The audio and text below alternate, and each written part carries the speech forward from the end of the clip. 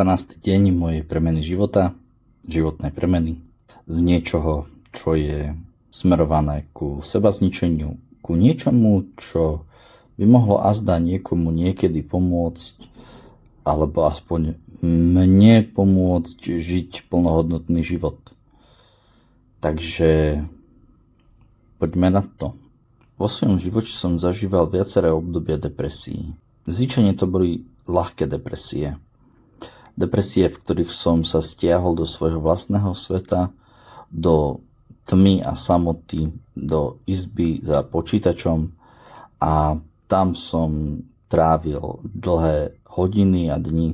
Často to bolo spojené s odstrihnutím sa od kamarátov, priateľov, známych a akýchkoľvek aktivít na nejaký čas. V týchto obdobiach bolo veľmi ťažké vidieť nejaký progres. Niečo, čo by sa menilo. Či už k lepšiemu alebo k horšiemu, ale menilo. Vidieť zmenu, ktorú som vyvolal ja sám, to bolo veľmi náročné, takmer nemožné. Niečo, čo sa ponúkalo, bolo buď priberať, alebo chudnúť. Jesť, čo sa dá, koľko sa dá, alebo nejesť vôbec. Mal som obdobia, kedy som behom niekoľkých týždňov schudol 10 kg, pretože som hľadoval, pretože som žil na káve s mliekom a mal som obdobia, kedy som sa intenzívne prejedal. Aj v jednom, aj v druhom prípade to bol môj spôsob, ako sa vysporadovať s vnútornou prázdnotou. S tým, že nie som schopný zmeniť niečo zásadné. Tak som chcel zmeniť aspoň niečo. Takže tak.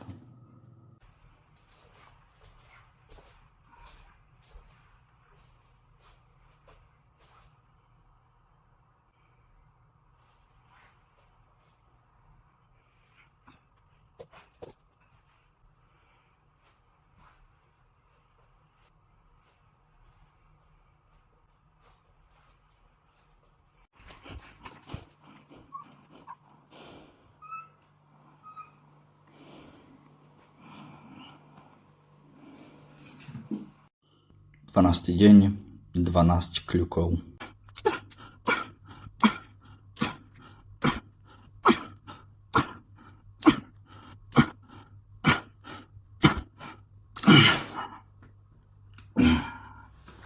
Dvanásty deň neuveriteľných 6050 krokov.